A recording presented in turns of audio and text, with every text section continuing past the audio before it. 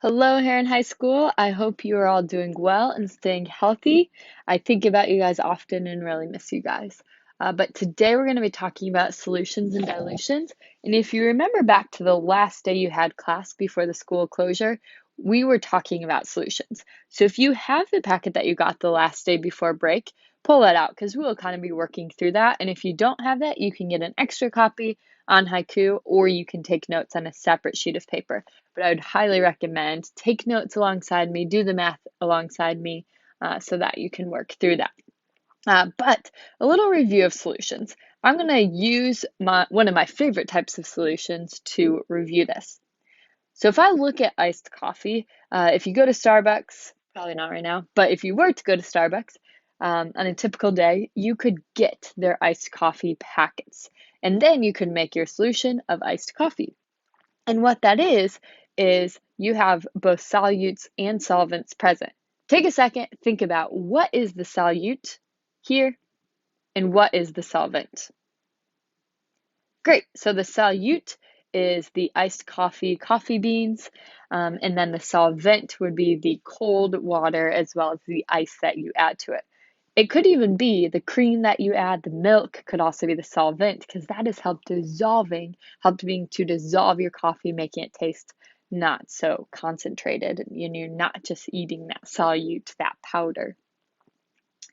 We're going to now talk about density and how it relates to solutions. So if you think back to when you've learned about density in the past, you may remember that density is the measure of mass per volume. Well, moles of something tells us how much we have of something, the mass of it, really, is what it is happening, and we are determining how many moles per the liters of the solution. So we're looking at the mass per volume. So if we are thinking about density in relation to solutions, what do you think would happen to the density of a solution if more solute is added? Would the density increase or would it decrease when you add more solute? So what will actually happen is as you add more solute, you will have a greater mass because you have more solute that you're adding, so the density is greater. So if we look at this graduated cylinder here, we see that each of these Kool-Aids have different, or lemonades, whatever it is, has a different density. So the density on the bottom has the most mass because it is the most dense, it has the most solute. And then here, the top one we see is much lighter than some of the other ones because it is less dense. And that is the biggest connection between density and solutions that we can make. Here's a little joke for you. I like you, but we're from different states. It'll never work out because the water, of course, is a liquid and the solute is a solid. We can't be together. Oh, but we can. And then it's creating a solution. Hopefully that made you laugh a little bit or just laughed at my dumb humor. Looking at hot chocolate, it was a cold day today as I'm making this, and I was thinking a lot about hot chocolate. Think about what would the solute be and what would the solvent be in that solution. Great. So your solute would be the cocoa powder or the chocolate syrup, and then the solvent is the milk or the water, the hot water that you are making your hot chocolate with. Just a reminder, the equation that we used was molarity equals the moles of your solute divided by the liters of your solution, and you got really great practice on that during the bell work. Make sure you are coming to office hours if you have any questions about the molarity equation at this point. Moving forward, I will always give you the equation, so that is not something you need to memorize at this time. Here are some examples we're going to run through. And if you think back to, if you can use your packet because all these examples are the same. So this first one talks about, it wants us to find the moles when we're given the molarity and the volume. So if you remember back, volume always has to be in liters. So we can start by converting that to liters. And I like to do King Henry died by drinking chocolate milk. So I'm starting with milliliters and I'm going to liters. So 1, 2, 3 to the left. 1, 2, 3. So we have our volume equals 0.1 liters. Our molarity equals 0.5 molars. And our moles is what we're trying to find.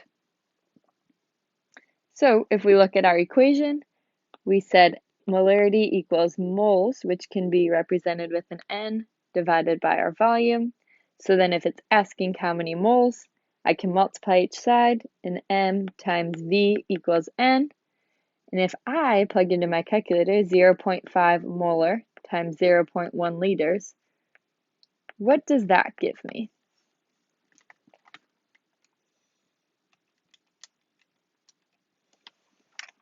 Your correct answer should be 0.05 moles of solute.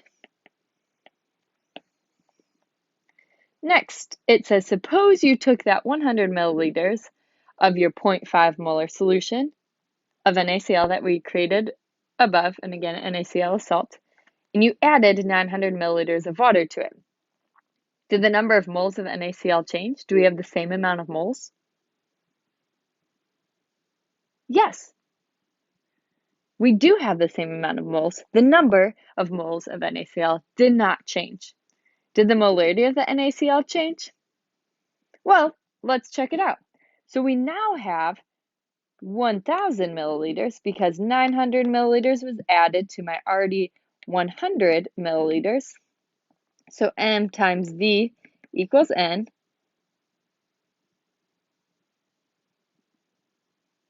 We said, I'm sorry, that is the wrong equation. We said that the moles did not change and our molarity did not, we're trying to figure out if that changed. But we have the number of moles and we have our volume because our volume will give us our 1,000 milliliters, which is equal to 1 liter. So our volume equals 1 liter. Our moles did not change, so that it was 0.05 moles. And then, in order to get molarity, we do N divided by V. So 0.05 divided by 1 will give us a molarity of, and I'm sorry, I ran out of room. Our molarity equals 0.05 molar. So yes, it did change. Next, it asks us to draw 5 ions of Na plus and 5 ions of Cl minus in each of the beakers below. What is an ion? An ion is a charged particle. So I'm going to put 5 Na pluses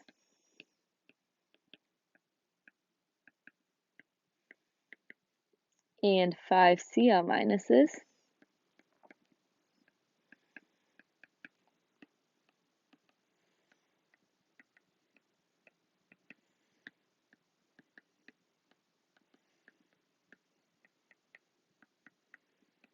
You should be drawing this in your beakers as well. Then add 100 milliliters of water to the beaker on the left. And I apologize, I should have condensed this more, so maybe this is about 100 milliliters. And 500 to the one on the right, on beaker number 2. And I'm just going to change this really quick. I apologize. Just want to make this nice and neat for you.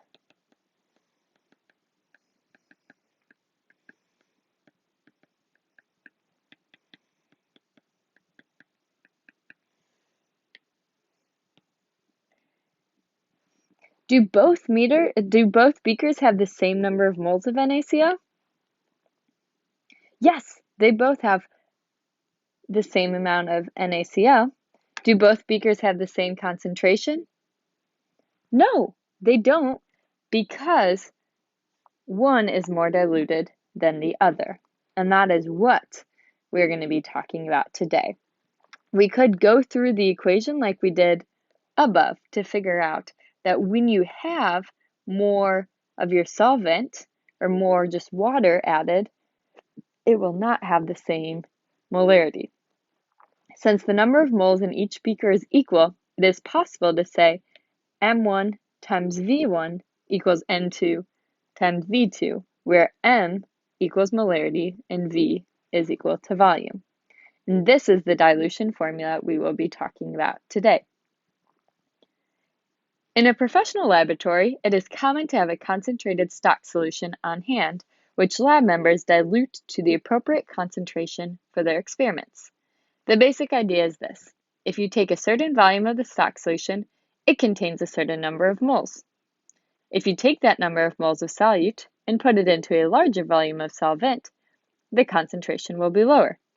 The easy way to memorize this formula for the dilution problems is M1 times V1 equals M2 times V2. You can, if you prefer, think of it as the molarity of your concentrate times the volume of your concentrate equals molarity of the diluted times volume of diluted, where, as it says, C equals concentrated and D equals dilute. Volume can be in any unit of volume as long as it is the same on both sides, so it will cancel. I think it's easier to always keep everything in liters because for our molarity equation, we need it to be in liters. But if you do it both in milliliters, that will be fine as well. Herc and Mary had a stock solution of 10 molars of NaOH and needed 150 milliliters of 0.10 molar NaOH. How much of the 10 molar NaOH does she need? Well, we can look at what we are given, and I apologize the editing got weird for this, but we have our molarity, our initial molarity, I'm highlighting it in yellow, and we have the initial volume is what we're trying to find because it said how much of this did she need to create her solution that I'm highlighting in pink has a molarity of 0.1 molar and 150 milliliters. And if you pause a second to think about it, there's actually a lot of real life application. You might have a very concentrated cup of Kool-Aid or lemonade, and you may want to make it less concentrated, so you add water to it.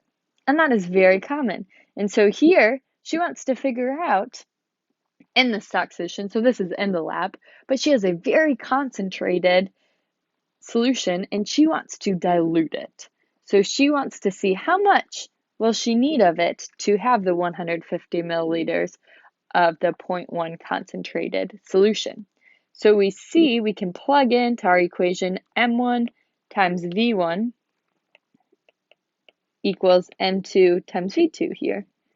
And we will determine that V1 equals 1.5 milliliters if you plugged it into your calculator. So therefore, she should take 1.5 milliliters of the 10 molar NaOH stock and dilute it to 150 milliliters in order to make the 0.1 molar solution. And you might already do this. Sometimes I make my coffee way too strong when I'm adding the beans and I'm not really paying attention.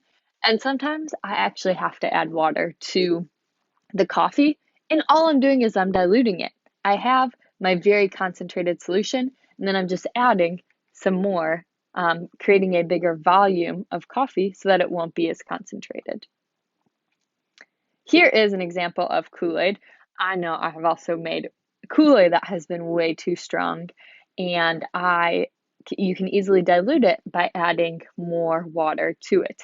Or if I were to get lemonade at a restaurant, a lot of times they are way too strong, and so I like to add extra ice cubes or extra water to make it not taste so concentrated. And what you're doing is you're using the dilution, the idea of dilution that we use in chemistry labs as well. So the dilution formula that we talked about again is M1 times V1 equals M2 times V2. And this equation we're going to need to use for the rest of these examples. I'm going to go through one more example with you, and then you will have some time to work through these at your own pace, and then I will give you the answer. How much of your 18 molar sulfuric acid is needed to prepare our 250 milliliters of a 6.0 molar solution. So this is very similar to the one that we saw above, but we have, this is what we're starting with, our 18 molar, and we want to know how much of that do we need to have our 250 milliliter, I'm writing that in the wrong line, of our 6.0 molar solution. So we are diluting it down. We write our equation again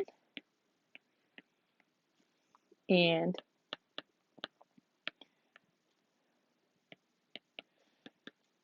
start plugging in our numbers. And again, I can keep this in milliliters. I could also change it to liters. As long as it's the same on both sides, we are good to go. So I just do 6 times 250, and that gives me 1500. And that is equal to 18m times V1. So if I divide each side by 18, my answer will then be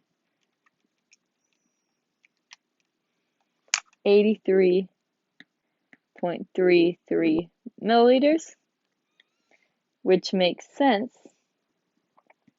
because I need a little bit of my very concentrated stock solution to get my diluted formula. Here is another example. I will give you some time to do it. You will be able to check your work as well.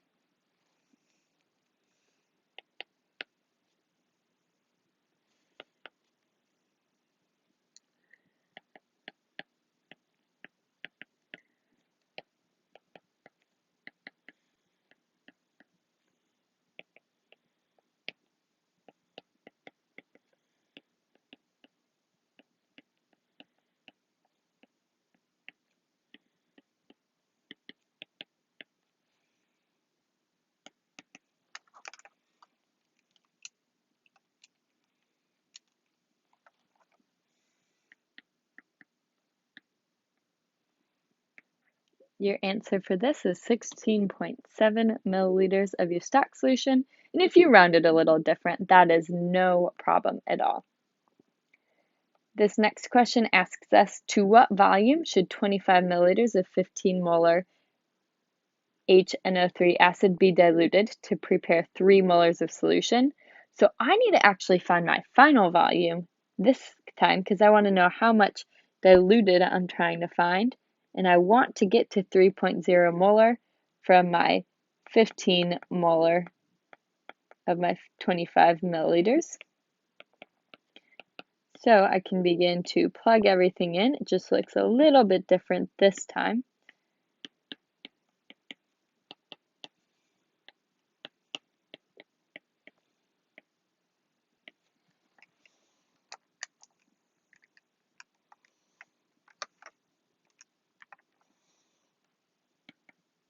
And your correct answer should be 125 milliliters. And this is the last one that I have for you guys today. It asks me what volume of 2 molar NaCl is needed to make 500 milliliters of 5 molar NaCl. So this wording is a little confusing, but I'm with my stock solution of 500 milliliters of 5 molar. It wants to know how much volume 2 can I get from my 2 molar NaCl, or how much of my new volume do I need to make that diluted solution.